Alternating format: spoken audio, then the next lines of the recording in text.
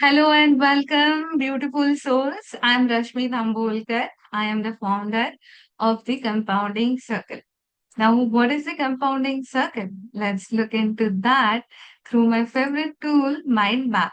Now, why I like to represent the things using the mind map is because the mind map is a tool which shows the information as if they are being stored in the pockets.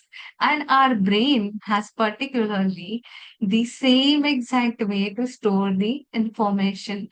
So the retention of the information goes real high when there is a graphical representation tool which is exactly representing the things the way our brain represents it.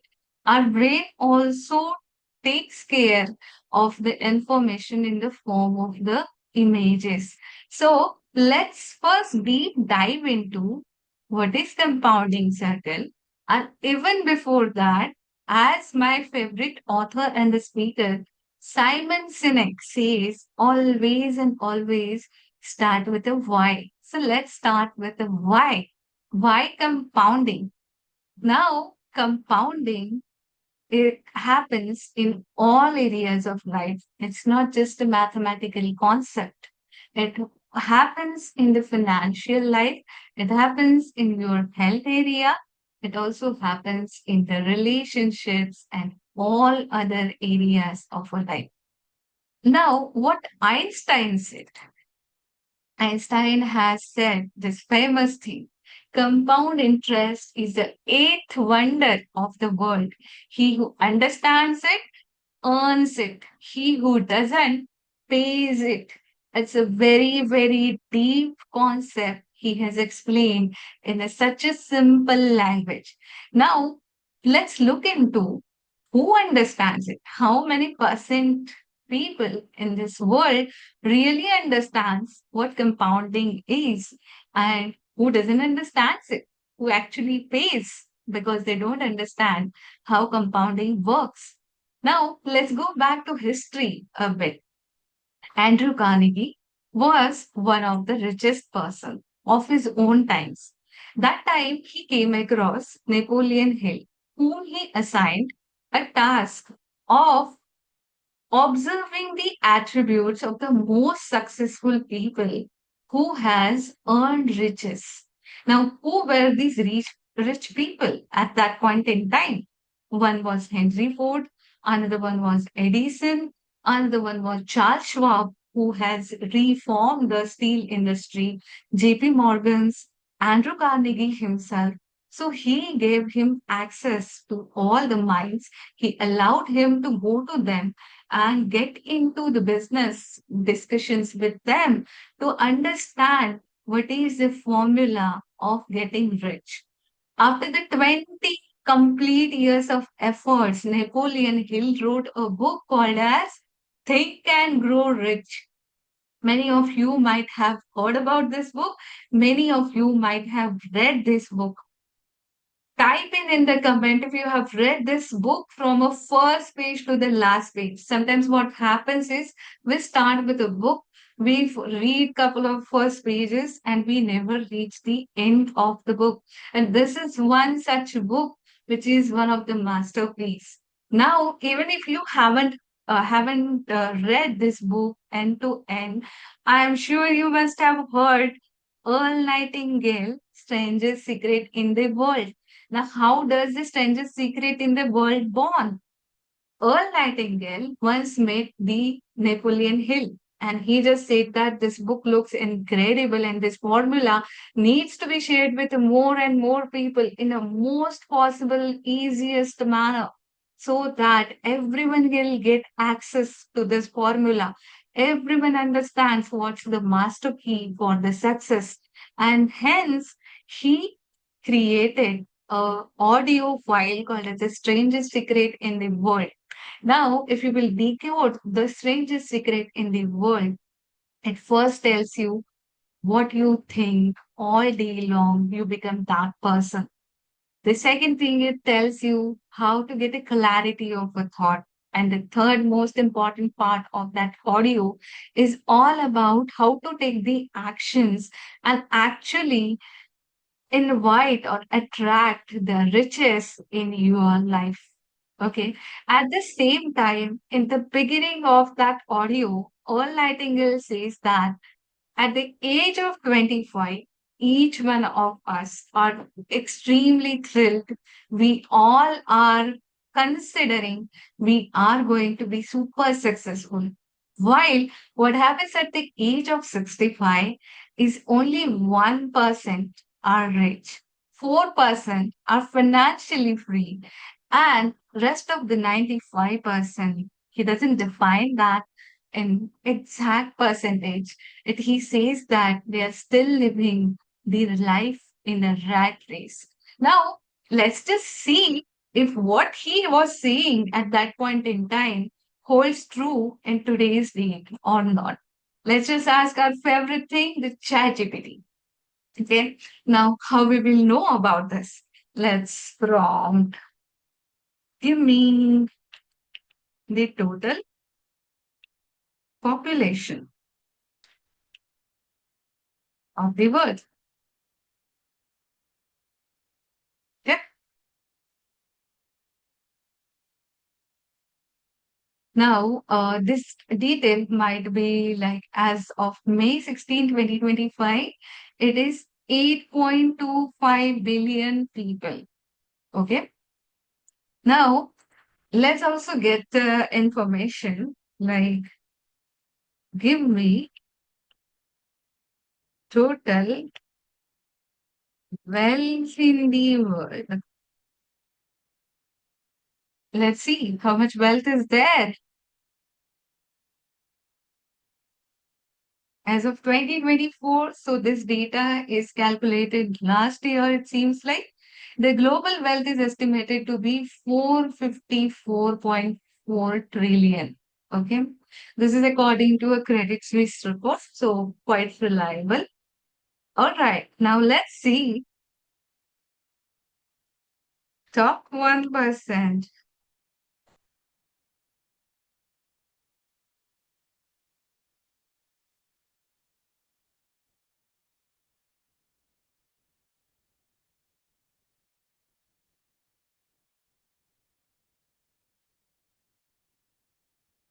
Let's see what it gives. I'm just asking him top 1% people in the world holds how much wealth?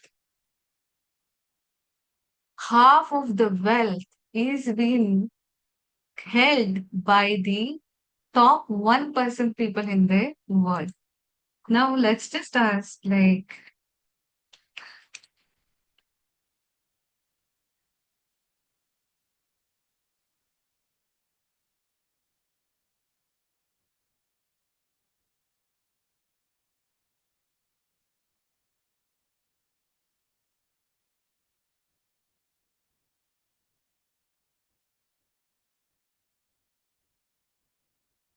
so around 77% of the world's total wealth is being held by the top 5%, the top 5% people in the world. Now the remaining 90%.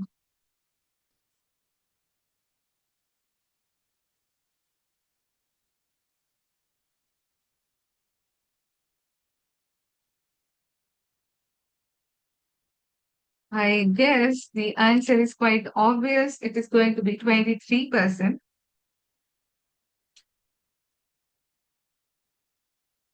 Let me just ask it.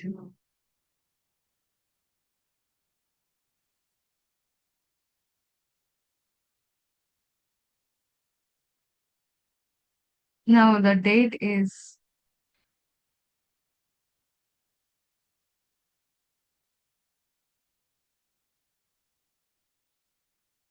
maybe the prompt is not that great.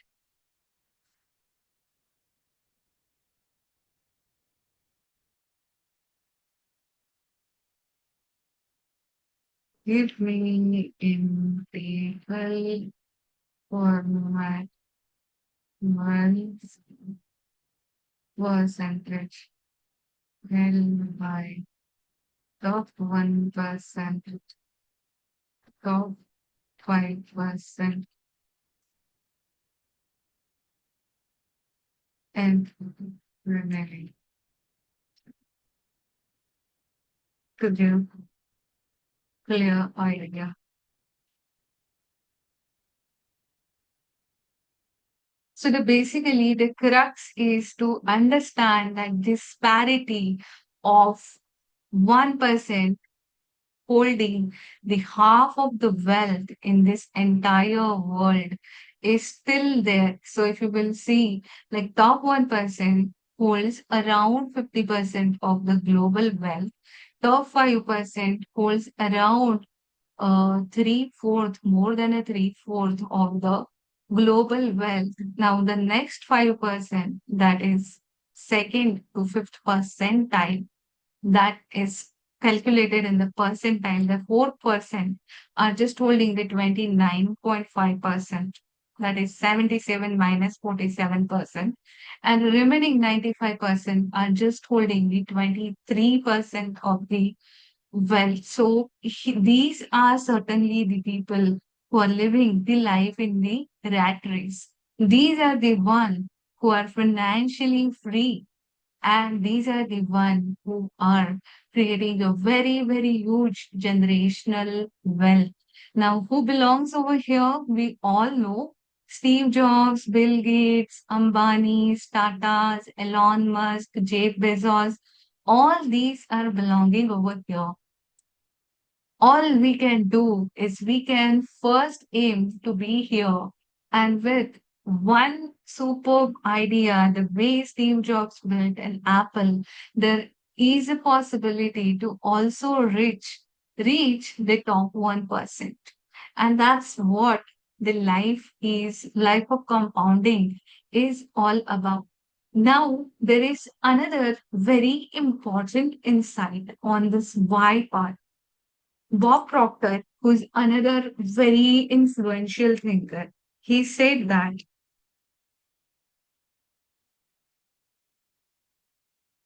there are only three ways of earning money. And let's look into that. Which are these three ways of earning the money? Okay. He divided them into the M1, M2, and M3. If you have done engineering, you do not even want to know these names, no, or hear these words. I, yeah, so the M1 category is a category who trades their time for the money. This is the one who does the job and gets paid based on a hours or based on a monthly salaries. These are the employees, freelancers, the consultants. Everyone belongs over here. And here is the least effective way of building the wealth. Now, what is the M2 category? M2 category is someone who's investing money to earn money, the one who starts their own business.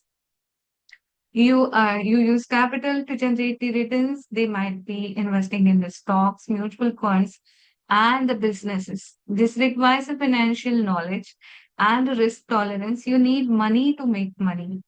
Okay. Here, you need at least some initial capital to invest in a business, to build a business, to compound the money. Also, you need some principal amount of the money. And the third category, which is the Steve Jobs and Elon Musk and the Jeff Bezos category, is the category who's leveraging on a multiple sources of a passive income. So the one who generates the passive income are the one who are belonging to the top 1%. The remaining 3 to 4% at least understands the compounding, at least have the financial literacy to build the money, and their money is working for them 24 by 7. And this is the category who is running in the rat race. They, even at the age of 65, are still considering about the security aspects of the life and still working. We have seen, if you have seen that movie, One Idiot, and the second part of that movie particularly, you will understand what I'm trying to convey over here. So that's about the why of the compounding. And now we all know that without health, the compounding of the wealth is of no use. We definitely want an energetic, healthy life. Hence, it is a circle. It's a circle of the three things: health, wealth, and the happiness. Why happiness? Happiness covers everything. Our family is our happiness. We get happiness when we serve the world to make the better place. Right now, what I am doing is a happiness for me, and hence I am doing it. So, when you have these three aspects in a circle, that you do have a financial knowledge of a compounding wealth, you also understand that by eating junk in a negative way, you will compound the health. Like today, you will eat the junk, you will not realize the very big difference. But keep on eating the junk for 30, 40 days, your body will definitely show the signs. At the same time, you start eating very healthy today. You might not feel the difference. At the same time, over the period of 2 months, 3 months, you will be seeing this significant compounding effects. And this is also being said very beautifully by James Clear in his book Atomic Habit. So, this is about the compounding circle. Now, on this YouTube series, what we will be doing is we will be having these sessions which will be helping us practically build the happiness mindset and the compounding mindset as well, to learn how to compound our wealth, not just by doing the speculations, not just by doing the intraday trading or nothing of that sort. The real investor just finds the businesses, invest in them, and just sees them growing. If you will see Warren Buffett, he does nothing for generating the wealth. So this is going to be a value investing approach where in the Wealth Mind series, we will be looking into the genius minds like Ben Graham, who is the father of investment, also from whom Warren Buffett took all the lessons and implemented to the T to become who he is today, to the Naval Ravikant, who is the recent generation thinking mind. Gautam Ved is there. There are many other thinking minds. We will be going through how to develop a wealth mindset. We will be also going through how to develop a happiness mindset. So together we will be achieving the financial freedom while we all are still young. Initially, the richness was only belonging to the people who had the lands or who were generational rich.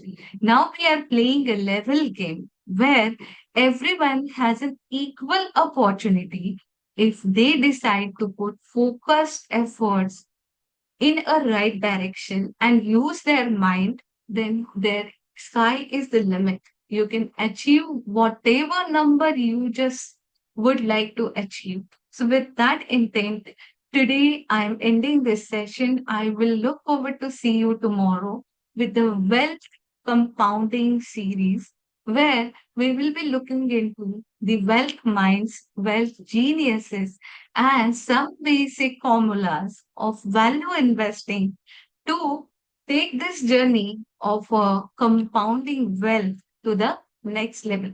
Thanks for listening to me. If you really resonate with the content, do not forget to subscribe, share, and also comment below what was the bulb on moment for you during this session. I thank you from the core of my heart for helping me guide you on this journey. Thanks a lot. Have a great day ahead, and I look forward to see you tomorrow. Bye bye.